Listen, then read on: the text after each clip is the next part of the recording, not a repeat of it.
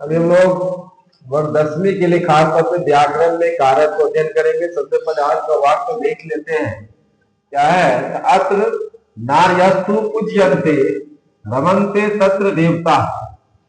जिसका अर्थ होता है कि जहां पर नारी की सम्मान होती है, जहां पे नारी मीन्स महिला, लड़कियों का जिस क्षेत्र में, जिस एरिया में सम्मान होता है, उसी क्षेत्र में क्या होता है, देवताओं का वास होता है।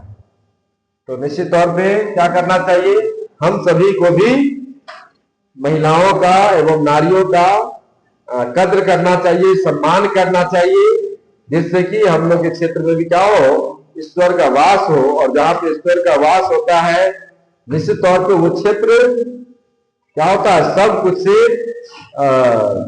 सुविधापूर्ण होता है। वहां पे सब कुछ, सब तरह का संसाधन उपलब्ध होने लगता है। तो निश्चित तौर पे महिलाओं का सम्मान करना हम सबका क्या है, दायित्व है। तो निश्चित तौर पे हर एक नारी एवं महिलाओं का सम्मान करते रहे। विशेष आज कारक के बारे में जानेंगे। सबसे पहले जानते हैं कारक है क्या।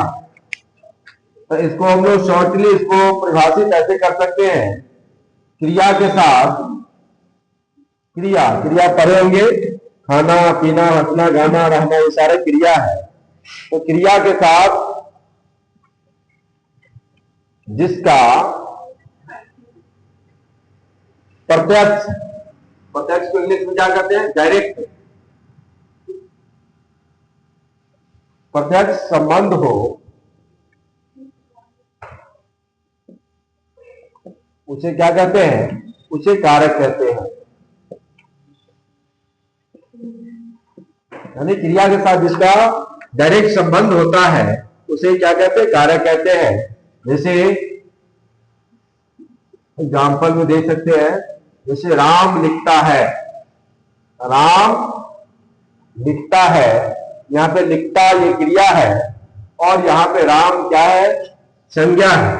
तो इस दोनों के बीच में क्या है, डायरेक्ट एक रिलेशन है जो वाक्य को कहीं ना कहीं पूरा करता है। इसमें राम जो है, राम में छुपा हुआ चिन्ह है ले, जो क्या करता है, इस वाक्य को पूरा करता है। तो ये राम यहाँ पे क्या है, कर्ता कारक है। तो अर्थात इसको हम लोग कैसे याद कर सकते हैं, क्रिया के साथ जिसका प्रत्यक्ष संबंध होता है उसे कारक कहते हैं। अब देखेंगे कारक के कितने भेद हैं। तो कारक के 8 भेद होते हैं। कितने, 8 याद रखेंगे, क्योंकि ऑब्जेक्टिव प्रश्न पूछा जाता है कि कारक के कितने भेद हैं। तो कारक के 8 भेद होते हैं। अब ये 8 भेद कौन कौन से हैं, बारी बारी से देखेंगे। पहला है कर्ता कारक, कर्ता कारक। अब कर्ता कारक, दूसरा क्या है, कर्म कारक, तीसरा क्या है, करण कारक, चौथा क्या है, संप्रदान कारक, पांचवा क्या है, अपादान कारक, छठा क्या है, संबंध कारक, सातवां है अधिकरण कारक और 8वां है संबोधन कारक। तो कुल कितने हैं, कारक 8 हैं। 1 से लेकर के 8 तक ये कारक है। अब यहाँ पे याद रखना क्या है, तो कारक का चिन्ह जो काफी महत्वपूर्ण होता है किसी परीक्षा के लिए। तो कारक, कर्ता कारक का चिन्ह क्या होता है, शून्य और ने, क्योंकि कभी कभी बिना चिन्ह के भी वो कर्ता कारक कहलाता है। जैसे यहाँ पे हम देखे थे राम लिखता है, यहाँ में क्या है, कोई चिन्ह नहीं है, लेकिन फिर भी ये राम जो है क्या है, कर्ता कारक है। इसी तरह ये शून्य इसका अर्थ हो जाता है। तो कर्ता कारक का चिन्ह क्या होगा, ने। कर्म का चिन्ह क्या होता है, को। कर्म का चिन्ह होता है को। कभी कभी यहां भी क्या होता है, शून्य होता है, और मतलब वहां पे कोई चिन्ह नहीं रहेगा, फिर भी उसको कर्म कारक को समझना पड़ता है। करण कारक का चिन्ह क्या होता है, से मीन्स यहाँ पे लगाव। यदि किसी काम करने में मदद करता है और वहां पे से चिन्ह है, तो उसको हम लोग करण कारक कहेंगे। संप्रदान का चिन्ह होता है, को भी होता है और के लिए भी होता है। इसी तरह अपादान का चिन्ह होता है से, लेकिन यहाँ पे लगाव नहीं होकर के यह जो चिन्ह होगा ये अलगाव के लिए होगा। जब कोई वस्तु किसी वस्तु से अलग होगा और वहां पर यदि चिन्ह से है तो वह प्रधान कारक होता है। इसी तरह संबंध का होता है, संबंध का चिन्ह होता है का, के, की, ये संबंध कारक का चिन्ह है। इसी तरह अधिकरण का चिन्ह है, अधिकरण कारक का में एवं पर, और संबोधन कारक का चिन्ह होता है हे होता है, हे, अरे, अजी, इस तरीके का जो शब्द है ये क्या है, संबोधन कारक का चिन्ह है। तो इसी तौर पे इस कारक चिन्ह को निश्चित तौर पे याद रखना ही है। यदि ये कारक चिन्ह नहीं याद है तो समझिए कि तो एक ही प्रश्न नहीं कारक चिन्ह से बन पाएगा। तो निश्चित तौर पे सबसे पहले क्या करना है, कारक का जो भी चिन्ह है, कारक का जो भेद है उसके जो चिन्ह है उसको निश्चित तौर पे याद रखना है। अब बारी बारी से हम लोग जानेंगे। पहले जाने कर्ता कारक किसे कहते हैं। तो वाक्य में जो काम करने वाला होता है उसे हम लोग क्या कहते हैं, कर्ता कारक कहते हैं। यानी काम करने वाले को ही, काम करने वाले या क्रिया करने वाले को ही क्या कहते हैं, कर्ता कारक कहते हैं। वाक्य में काम करने वाले ही क्या कहलाएगा, कर्ता कारक कहलाता है। जैसे कि इस तरह के सेंटेंस ले सकते हैं, मैंने पत्र लिखा, मैंने पत्र लिखा, तो यहां पे मैंने जो है ये क्या हो जाएगा, कर्ता कारक हो जाएगा। मोहन ने व्याकरण पढ़ा, यहां पे क्या हो जाएगा, मोहन ने जो है वो क्या हो जाएगा, कर्ता कारक हो जाएगा। तो इस तरीके से हम लोग समझ सकते हैं कि कर्ता कारक कैसे होगा, कौन होगा। तो जो वाक्य में क्रिया करता है या जो वाक्य में काम करता है, यहाँ पे व्याकरण पढ़ने का काम कौन करता है, मोहन करता है, इसलिए मोहन ने जो है वो क्या है, कर्ता कारक है। दूसरा है कर्म कारक। कर्म कारक किसे कहते हैं, तो क्रिया का फल जिस पर पड़ता है या काम करने का फल जिस पर पड़ता है, क्रिया का फल जिस शब्द पर, जिस पर पड़ता है, जिस शब्द पर पड़ता है उसे क्या कहते हैं, कर्म कारक कहते हैं। उसे कर्म कारक कहते हैं। इसी तरह से तो एग्जाम्पल में देख सकते हैं कर्म कारक, जैसे राम पत्र लिखता है, राम पत्र लिखता है, और राम यहाँ पे कर्ता कारक है। अब लिखने का फल किस पर पड़ता है, यानी लिखता क्या है, ये पत्र लिखता है, यानी ये पत्र जो हो जाएगा यही क्या होगा, कर्म कारक होगा। इसी तरह दूसरा देख सकते हैं, मैं चंद्रमा को देखता हूं, मैं चंद्रमा को देखता हूं। अब यहां क्या हो जाएगा, देखने का काम किसको देखा जा रहा है, चंद्रमा को। यहाँ चंद्रमा को जो होगा वो क्या हो जाएगा, कर्म कारक होगा। अब यहाँ पे देखिए राम पत्र लिखता है, यहाँ पे कोई चिन्ह नहीं है, कोई चिन्ह नहीं है, फिर भी क्या है, ये पत्र जो है कर्म कारक है। और यहाँ पे कोई चिन्ह है, यहाँ पे देखेंगे ये क्या है, ये भी कर्म कारक है। तो देखेंगे काम करने का फल जिस पर पड़ता है उसे हम लोग कर्म कारक कहते हैं। आगे देखें करण कारक है, तो क्या इसमें इसकी परिभाषा होता है, काम करने में या क्रिया करने में जो मदद करता है या जो सहायता करता है, क्रिया करने में जो सहायता करता है उसे ही हम लोग क्या कहते हैं, करण कारक कहते हैं। जैसे कि देख सकते हैं,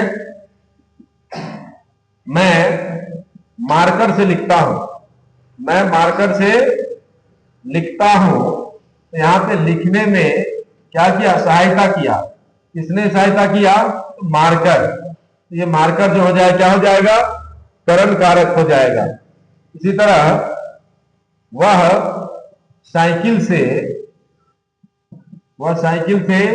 घर जाता है, यानी घर जाने का काम करता है, लेकिन किससे, कौन सहायता करता है घर जाने में, तो देखेंगे यहाँ पे सहायता करता है ये साइकिल, इसलिए यहाँ पे साइकिल से जो हो जाएगा ये करण कारक होगा। इसी तरह संप्रदान कारक है, तो किसी को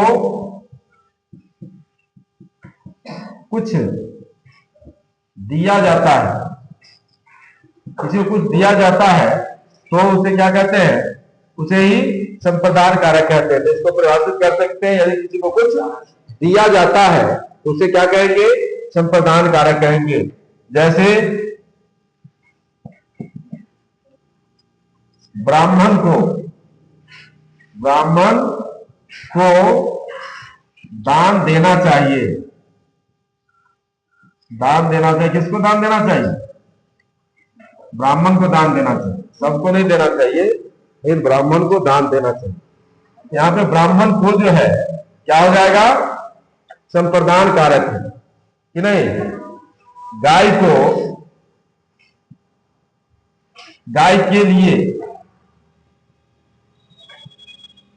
गाय के लिए दाना लाना है, किसके लिए, गाय के लिए, क्योंकि गाय को दाना देते हैं तो क्या होता है, गाय को दूध ज्यादा होता है। तो यहां पे देखेंगे क्या होगा, गाय के लिए जो है ये क्या होगा, संप्रदान कारक, यानी ब्राह्मण को यहाँ पे कुछ दिया जाता है, गाय को भी कुछ दिया जाएगा, इसलिए गाय के लिए जो हो जाएगा ये संप्रदान कारक होगा।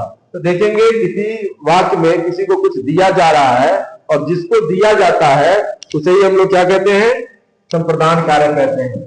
अप्रदान कारक क्या है, किसी से कोई क्या होता है, विलग होता है, विलग मीन्स अलग होना, किसी से कोई अलग होता है तो उसे क्या कहते हैं, उसे अप्रदान कारक कहते हैं। यदि कोई वस्तु किसी से अलग हो रहा है उसे क्या कहेंगे, अप्रदान कारक कहेंगे। इसमें जैसे में देखेंगे तो क्या होगा, जैसे पेड़ से पत्ता गिरता है, पेड़ से पत्ता गिरता है यानी पेड़ से अलग हो रहा है, पत्ता पेड़ से अलग हो रहा है, इसलिए पेड़ से ये पूरा क्या हो जाएगा, अप्रदान कारक होगा। दूसरा देख सकते हैं, मैं शेर से डरता हूं, इसे डरता नहीं हूं लेकिन यहां पे है तो शेर से, अब डरता है तब ना, डरने का मतलब अलग होता है कि नहीं, शेर से डरता है, किससे डरता है, शेर से, यानी शेर से अलग हो रहा है, जब मैं शेर से अलग हो रहा हूं, डर करके अलग हो रहा हूं, इसलिए यहाँ पे क्या होगा, शेर से जो हो जाएगा तब वो क्या होगा, अप्रदान कारक होगा। तो यहाँ पे कंफ्यूजन ज्यादातर यहाँ से रहेगा, एक करण कारक क्योंकि इसका चिन्ह भी से है और अप्रदान कारक इसका चिन्ह भी क्या है, से है, तो यहाँ पे कंफ्यूजन आता है। देखेंगे तो यदि वाक्य में सहायता के लिए है, वो हमको मदद कर रहा है और तब वहां पे से है तो करण कारक होगा नहीं, और यदि वहां कुछ वस्तु अलग हो रहा है तो क्या कहलाएगा, से चिन्ह है तो वो अप्रदान कारक कहलाएगा। आगे संबंध कारक है, तो संबंध से हम लोग कह सकते हैं जो वाक्य में क्या करे, वाक्य में संबंध को बताता है या संबंध को जोड़ता है, संबंध को बताता है या वाक्य में संबंध को बताने वाले को क्या कहेंगे, संबंध कारक कहते हैं। वाक्य में संबंध को बताने वाले को ही संबंध कारक कहते हैं। जैसे यह, या दूसरा कह सकते हैं, राम के पिता, राम मतलब श्री राम के पिता दशरथ थे। कौन थे, दशरथ, नहीं, श्री राम के पिता कौन थे, दशरथ थे। यहाँ पे श्री राम के, यहाँ पे श्री राम के जो हो जाएगा वो क्या हो जाएगा, संबंध कारक हो जाएगा कि नहीं। या यहाँ पे लिख सकते भारत की राजधानी, भारत की राजधानी कहाँ है, पटना है, दिल्ली है, तो भारत की राजधानी नई दिल्ली, पहले दिल्ली था नई दिल्ली हो गया है, इसलिए यहाँ पे भारत की राजधानी के साथ, यानी भारत को राजधानी के साथ संबंध को जोड़ता है, इसलिए यहाँ पे भारत की जो हो जाएगा वो संबंध कारक होगा। इसी तरह से अधिकरण कारक है। अधिकरण को हम इस तरीके से परिभाषित कर सकते हैं, आधार को ही अधिकरण कारक कहते हैं,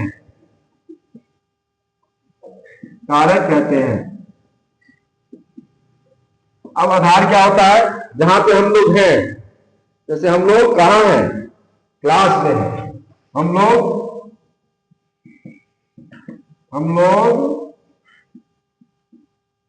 लोग वर्ग में पढ़ते हैं, यानी वर्ग में कहां पढ़ते हैं? वर्ग में। इसलिए वर्ग में, क्योंकि उसका चिन्ह भी है में और पर, तो वर्ग में है, इसलिए वर्ग में जो हो जाएगा ये क्या हो जाएगा? अधिकरण कारक होगा। जैसे दूसरा है, पेड़ पर बंदर है। पेड़ पर क्या है? बंदर कहां है? पेड़ पर है। इस तरीके से पेड़ पर जो हो जाएगा तो क्या होगा? अधिकरण कारक होगा। या कह सकते हैं तालाब में मछली है, तो तालाब में जो हो जाएगा वो भी क्या होगा? अधिकरण कारक होगा। तो याद रखेंगे हम लोग। आगे है संबोधन मतलब होता है पुकारना, बुलाना। या कह सकते हैं संबोधन के लिए या संबोधित या किसी को बुलाने के लिए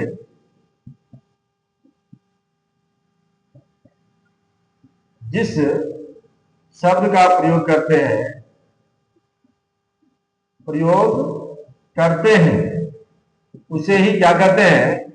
संबोधन कारक कहते हैं। तो याद रखें, किसी को बुलाएं, किसी की शब्द में क्या करके बुलाते हैं? अरे इधर आओ, अरे इधर आओ। यहां पे क्या होगा? अरे जो शब्द होगा वो क्या होगा? संबोधन कारक होगा कि नहीं? या राम को याद करते तो क्या कहते हैं? हे राम, मुझे इस बार टॉप करवा दे या टॉप करवा दो। तो यहाँ पे क्या होगा? हे राम का कि पुकारे नाम को, इसलिए हे राम को होगा। ये सब क्या होगा? संबोधन कारक होगा। तो इस तरीके से कारक को एक बार अच्छे से देख लेना है तो निश्चित तौर पे कारक से संबंधित सारा का सारा प्रश्न क्या होगा? बन जाएगा। विशेष